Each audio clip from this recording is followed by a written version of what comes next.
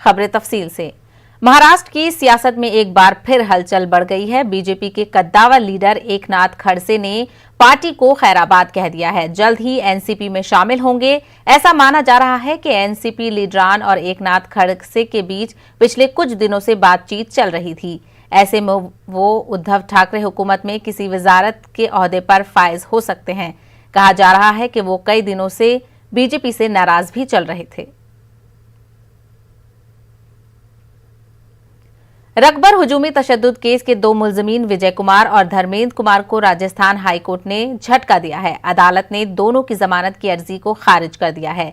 Justice Indrajit Singh ने 2 मुलजमीन की जमानत की अर्जी खारिज कर दी है। ख्याल रहे कि 20 जुलाई 2018 को रामगढ़ के कालावंडी गांव से गुजर रहे रकबर को गौरक्षकों ने उसकी पिटाई कर दी थी। जख्मी रकबर 21 जुलाई को फौत हो गए थे। इसी मामले में पुलिस ने 3 अफराद को गिरफ्तार किया था। रामगढ़ पुलिस की जानिब से इस केस में अदालत में 25 सफहात पर मुश्तमिल चार्जशीट दाखिल की गई थी।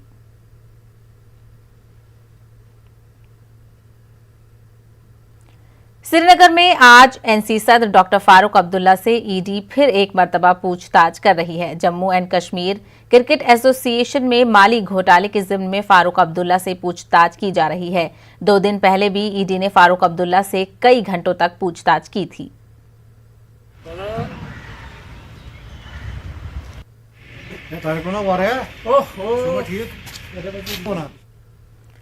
बिहार में कांग्रेस ने भी अपना इंतखाबी मंशूर जारी कर दिया है। पार्टी ने मंशूर को बदलाव पत्र करार दिया है।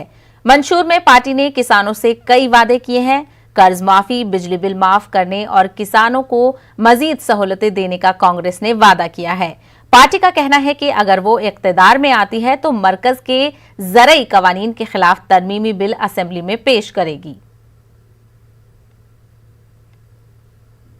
बिहार एक नई सोच, नया रास्ता, नया तेज चाहता है। बिहार करवट ले रहा है, बिहार बदल रहा है। इसीलिए हम सब ने कहा है कि बोले बिहार बदले सरकार। बिहार में राइट टू वाटर यानी पानी का अधिकार होगा। सरदार वल्लभ भाई पटेल पेयजल योजना होगी। बिहार के वृद्ध, विधवाएं, एकल महिलाएं, इनके लिए हम डॉक्टर राजेंद्र प्रसाद वृद्ध सम्मान योजना लाएंगे। केजी से पीजी तक जात पात धर्म सब छोड़कर बिहार की बेटियों के लिए शिक्षा मुफ्त होगी। इंदिरा गांधी कन्या विवाह योजना, अनुसूचित जाति जनजाति की बेटियों के लिए शादी पर 21,000 रुपया नकद गठबंधन सरकार देगी। सियाराम तीर्थाटन योजना, वो सारी यादें, वो सारे धर्मस्थल जो जुड़े हैं उनको जोड़कर एक बेहतरीन योजना और उनके विकास की योजना हम बनाएंगे। दूसरी तरफ बिहार असेंबली इंतखाबात के लिए एलजेपी ने अपना मंशूर भी जारी कर दिया है। इस मौके पर पार्टी के सीनियर लीडर मौजूद रहे। मंशूर में एलजेपी ने सेहत, रोजगार को तवज्जो दी है। पार्टी ने Bihar first, the Bihari first का विजन पेश किया है। मीडिया से खिताब करते हुए चिराग पासवान ने वज़ीर आला नीतीश कुमार पर हमला किया। उन्होंने नीतीश कुमार पर जात पात को फरोग देने का इल्जाम लगाया। चिराग पासवान ने कहा कि जो शख्स फिरके वारियत को फरोग देता हो उसके क़यादत में बिहार की तरक्की के बारे में सोचना मुनासिब नहीं।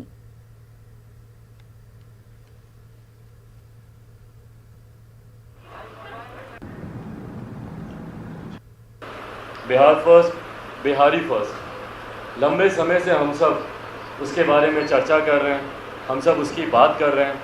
आज वो मैं प्रदेश को समर्पित करने आया हूँ।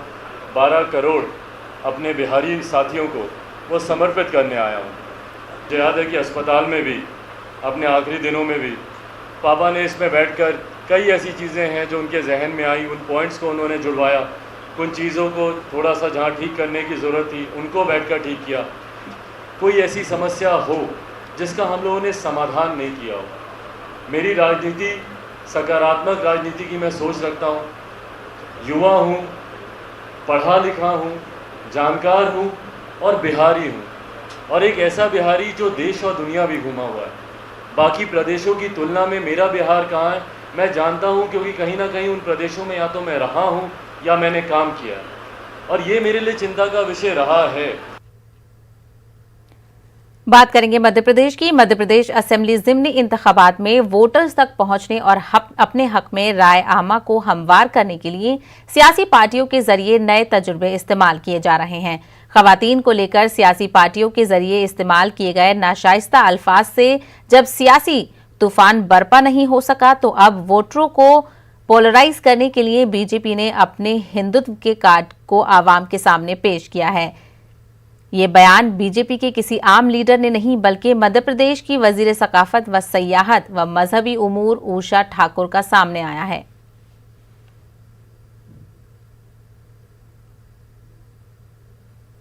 शासकीय सहायता बंद होनी चाहिए।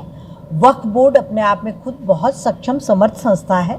यदि कोई निजी तौर पर अपने धार्मिक संस्कार देना चाहता है तो हमारा संविधान उसको छूट देता है। विचार करेंगे फंड देना। भाई जो संस्थाएं खुद मजबूत है तो गाढ़े खून पसीने की कमाई क्यों ऐसे जाया की जाए, विकास में लगाएंगे। तो आपको बता दें, मध्य प्रदेश असेंबली ज़िमनी इंतखाबात में वोटर्स तक पहुंचने और अपने हक में राय आमा को हमवार करने के लिए सियासी पार्टियां मुख्तलिफ तरीके अपना रही हैं। मदरसों को बंद करने की बात कर रही हैं और वक्फ की जो सरकार की तरफ से इमदाद दी जाती है उसको बंद करने की बात कर रही हैं।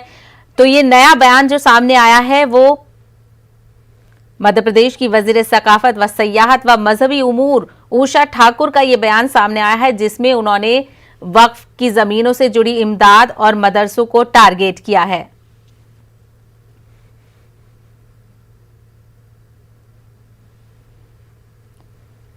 तो आपको बता दें, मध्य प्रदेश में असेंबली ज़िमनी इंतखाबात जल्द ही होने वाले हैं। 28 सीटों पर ये इंतखाबात होने वाले हैं, जहां पर सियासी पार्टियों की सरगर्मियां तेज हैं। दोनों ही पार्टियां, बीजेपी हो या कांग्रेस हो, दोनों ही की तरफ से वोटरों को रागिब करने की हर मुमकिन कोशिश की जा रही है। ऐसे में दोनों की तरफ से अलग अलग बयान सामने आ रहे हैं। कांग्रेस कुछ अलग तरीके से वोटरों को रागिब करने की कोशिश कर रही है, तो वहीं बीजेपी भी पूरी कोशिश कर रही है।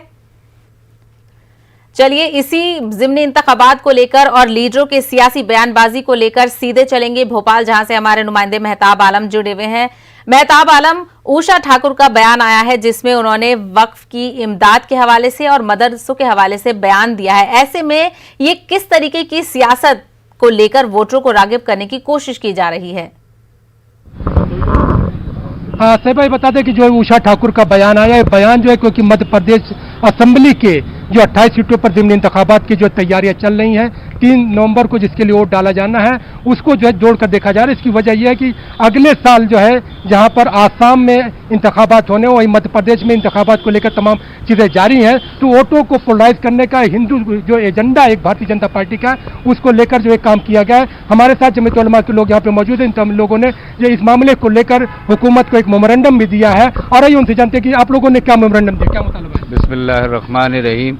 आज हमने मेमोरेंडम दिया है कि हुकूमत की तरफ से ये बयान आ रहे हैं कि मध्य प्रदेश वक्फ बोर्ड की ग्रांट बंद की जाए। तो हम इसका स्वागत तो नहीं करेंगे, पर मैं इसमें ये कहना चाहूँगा कि अगर ग्रांट बंद करने की बात की जा रही है तो करोड़ों की संपत्तियाँ जो सरकार के द्वारा वक्फ बोर्ड की इस्तेमाल की जा रही हैं, या तो उसे आज़ाद किया जाए, या नहीं आज़ाद नहीं करते हैं तो कम से कम उसका किराया अदा वक्त पे किया जाए, ताकि मुसलमानों की फलाह और बहबूदी के काम हो सकें। जी जी, जिस तरह से आपने कहा कि किराया अदा किया जाए, जहाँ तक मुझे मालूम है कि जो है न्यूज़ 18 इस पर खबर दिखाई थी कि 52 जो है 52 इमारतों पर जो है हुकूमत के जो अपने इदारे चल रहे, उसके बावजूद कोई किराया नहीं है। और इस तरह के बयान के साथ साथ मदारिस को तनकीद का निशाना बनाया गया।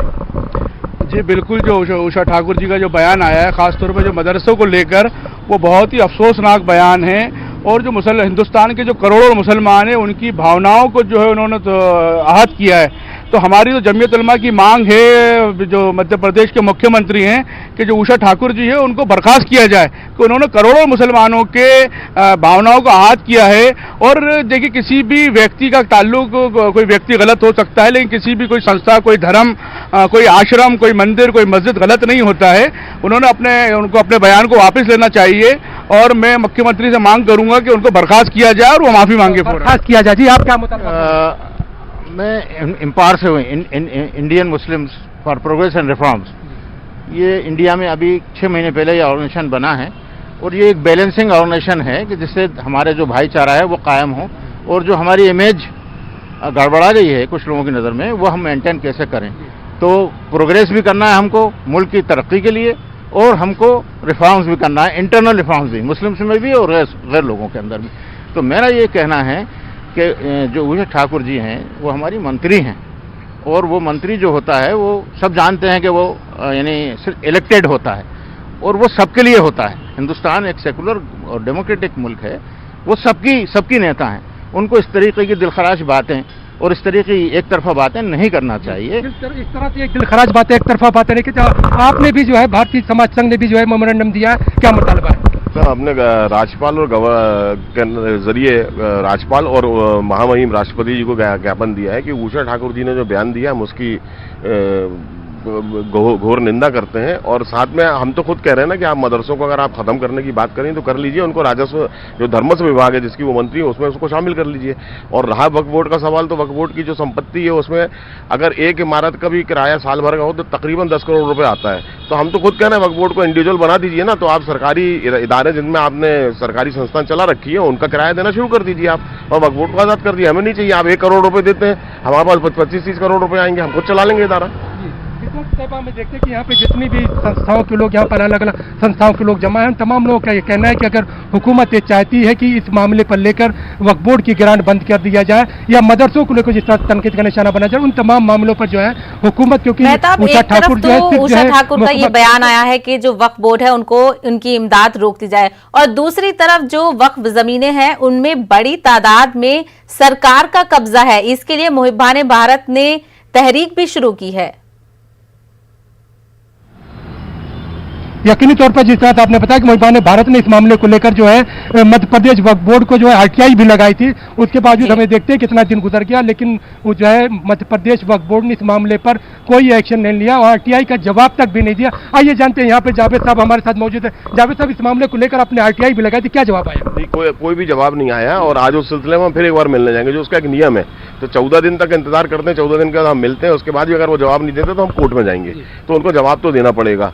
और मैं ये बार बार कह रहा हूँ कि उषा ठाकुर जी ने जो एक बयान दिया कि मदरसों में आतंकवादी पैदा होते हैं, उस पर हमको सख्त ऑब्जेक्शन है और उस पर कार्रवाई होनी चाहिए। क्या क्या हर धार्मिक संस्थान में आतंकवादी ही मतलब कट्टर लोग ही पैदा होते हैं, वो तो हर मजहब के उसमें पर ऐसी संस्थाएं चलती हैं। ये भी समझा जा सकता है कि इलेक्शन के जमाने में इस तरह का बयान आया है, तो जी, तो इसको क्या आपको लगने लगा कि वोट को जो है पोलराइज करने की कोशिश है?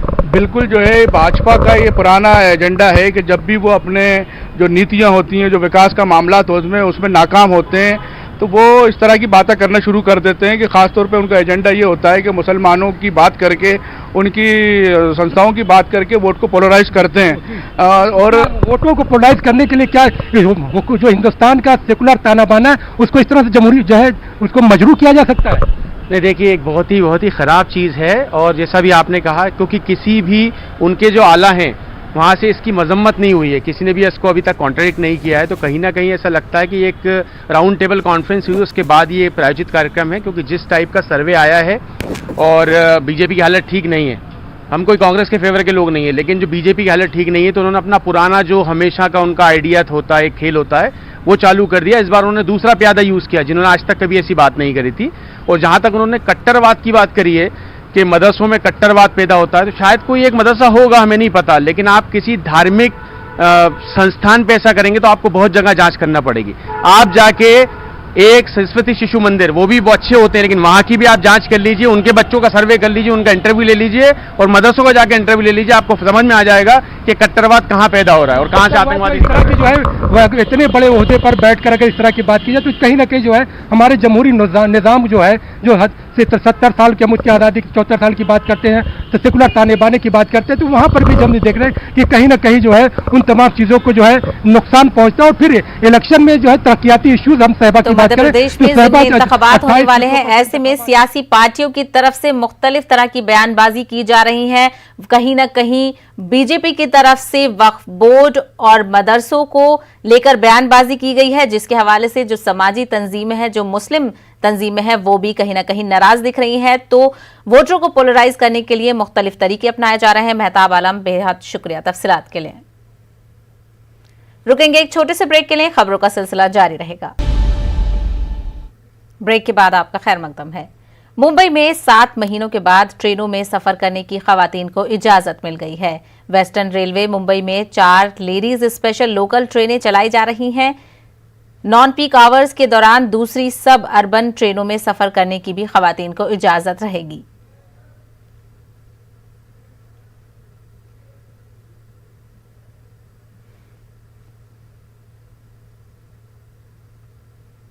श्रीनगर में आज पुलिस का यौम शहीदा मनाया गया। इस मौके पर मुनक्किदा तकरीब में एलजी मनोज सिन्हा ने शिरकत की। मनोज सिन्हा ने अमन व जवाबित की बरकरारी में पुलिस के रोल की सताइश की। डीजीपी दिलबाग सिंह ने कहा, इस साल खिदमात अंजाम देते हुए 40 पुलिस एहलकारों ने शहादत पाई।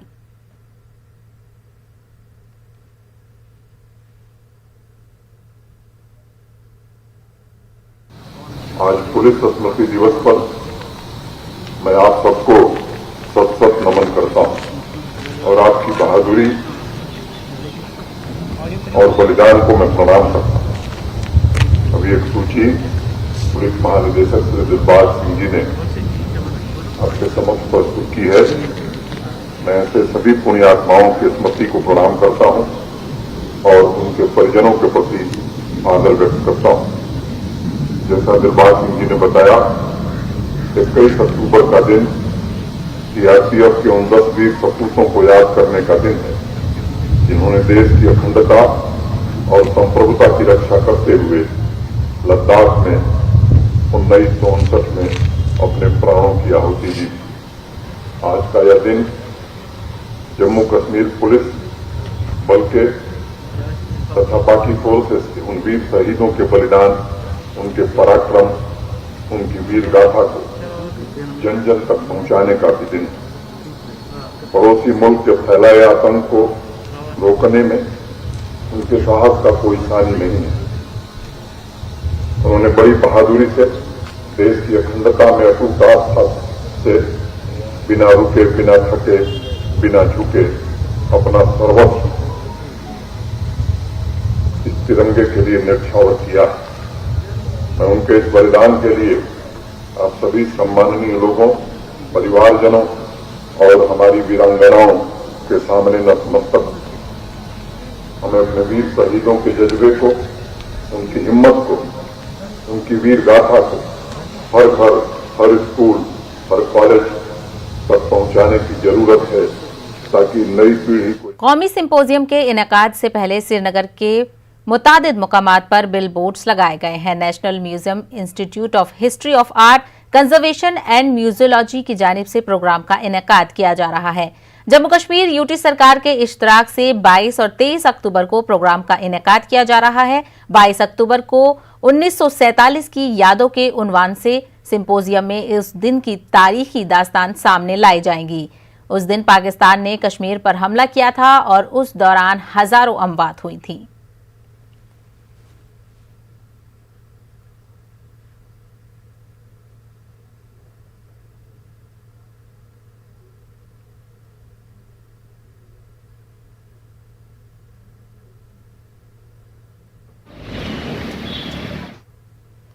दिल्ली वक्फ बोर्ड के मुलाजमीनों ने तनख्वाहें न मिलने के मामले पर वज़ीर आला अरविंद केजरीवाल से रजू किया है। मुलाजमीन ने वज़ीर आला अरविंद केजरीवाल को खत लिखा है। उन्होंने वज़ीर महसूलात से मुलाकात करने का अपने मुद्दा उनके सामने रखने का तज़किरा किया है। मुलाजमीनों ने पिछले 9 महीनों से वक्फ बोर्ड का चेयरमैन न होने का जिक्र का भी खत में लिखा है।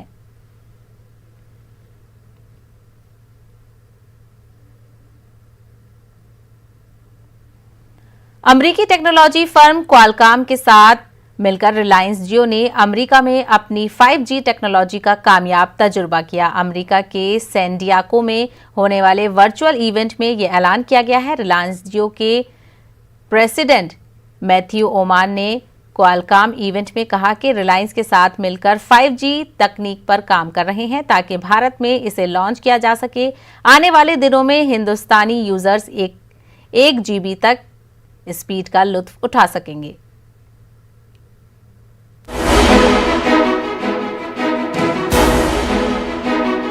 रिलायंस जियो ने अमेरिकी कंपनी क्वालकॉम के साथ मिलकर अपनी 5G तकनीक का तजुर्बा पूरा कर लिया है। अमेरिका के सैन डिएगो में हुए एक वर्चुअल इवेंट में इस तजुर्बे की जानकारी दी गई। रिलायंस जियो के प्रेसिडेंट मैथ्यू ओमान ने क्वालकॉम इवेंट में कहा कि क्वालकॉम और रिलायंस की सब्सिडियरी कंपनी रेडिसिस के साथ मिलकर हम 5G तकनीक पर काम कर रहे हैं, जिससे भारत में 5G की खिदमात को जल्द ही लॉन्च किया जा सके। Jio has indigenously developed a 5G RAN product that has achieved over 1 gigabits of throughput. In fact, joining the gigabit throughput club. The product is already tested and validated by a tier 1 carrier in the US.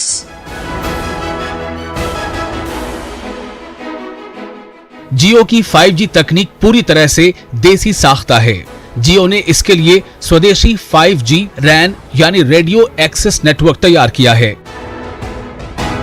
जियो की 5G तकनीक के कामयाब तजुर्बे के बाद भारत के पास उन चुनिंदा देशों में शामिल होने का मौका है जहां यूजर्स को 1 Gbps की डेटा स्पीड मिल रही है। इन देशों में अभी सिर्फ America, south Korea, Australia, Switzerland और जर्मनी ही शामिल हैं। This is not just about technology and product ecosystem, but rather how telecom networks are built for 5G and beyond, and indeed become the de facto digital technology platform for the new inclusive economy for India and many other nations.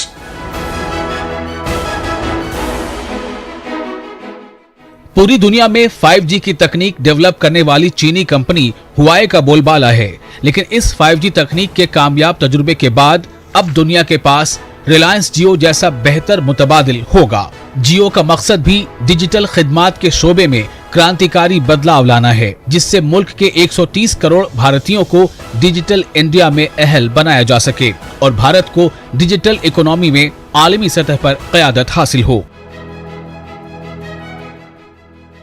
Bureau report, news 18 Urdu.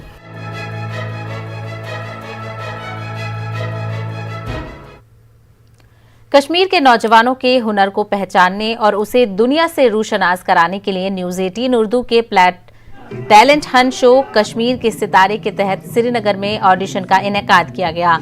Kashmir के मुख्तलिफ इलाकों से नौजवानों ने audition में हिस्सा लिया और अपने हुनर का भरपूर मुजाहरा किया।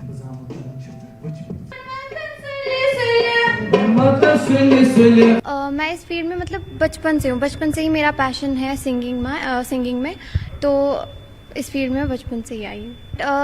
जब मैं 11th स्टैंडर्ड में आई थी तो मैंने म्यूज़िक सब्जेक्ट ही लिया था, बट कश्मीर के हालात की वजह से वो मेरा अच्छे से नहीं हो पाया, तो इसलिए मैं नहीं दे पाई। प्लेबैक में बहुत शौक़ है मेरा कि मैं प्लेबैक करूँ, ड्रीम है, तो बचपन से ही था, तो अब तो इंशाल्लाह पूरा करूँगी इंशाल्लाह। फैमिली का तो पूरा सपोर्ट है, वो सपोर्ट नहीं करते तो आज मैं यहाँ नहीं होती। और ये फील्ड तो बहुत अच्छा है, लेकिन हर एक का अपना अपना ड्रीम होता है, किसी का सिंगिंग में होता है, किसी का डांसिंग में होता है। अब जिनका सिंगिंग में है वो समझ सकते हैं कि इस फील्ड में बहुत मज़ा आता है और ये फील्ड बहुत अच्छा भी है, तो मैं उनको बोलूँगी कि मतलब आप यहाँ आए और देखें कि कितना अच्छा होता है गाना यहाँ पे। मैंने ऑडिशन दिया एंड देन मैं सिलेक्ट हो गई।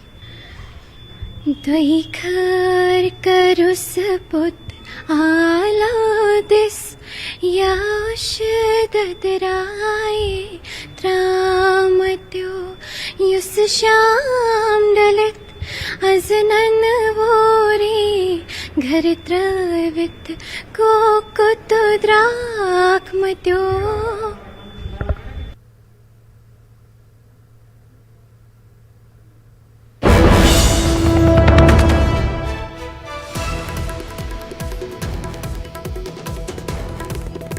केरल के वायनाड से बड़ी खबर आ रही है। हाथरस मामले में गिरफ्तार सहाफी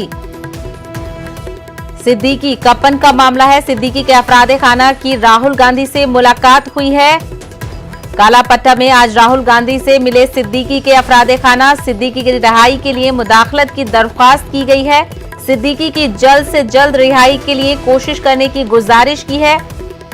हाथरस जाते वक्त सिद्दीकी को यूपी पुलिस ने गिरफ्तार कर लिया था। 6 अक्टूबर को एक टोल प्लाजा पर गिरफ्तारी हुई थी। सहाफी सिद्दीकी पर यूपी पुलिस ने संगीन इल्जाम आयद किए हैं। तो हाथरस मामले से जुड़ी बेहद अहम खबर हम आपको बता रहे हैं। केरल के वायनाड से ये खबर आ रही है, जहां पर हाथरस मामले में गिरफ्तार सहाफी सिद्दीकी के अहले खाना से राहुल गांधी की मुलाकात हुई है। कालापट्टा में आज राहुल गांधी से सिद्दीकी के अफरादे खाना ने मुलाकात की है। सिद्दीकी की रिहाई के लिए मुदाखलत की दरख्वास्त की है। उन्होंने राहुल गांधी से सिद्दीकी के जल्द से जल्द रिहाई के लिए कोशिश करने की भी बात कही गई है। उन्होंने गुजारिश की है राहुल गांधी से। खबरों में फिलहाल इतना ही। मजीद अपडेट के लिए आप लॉग इन कर सकते हैं हमारी वेबसाइट news18urdu.com पर। मुझे दीजिए इजाजत। आदाब।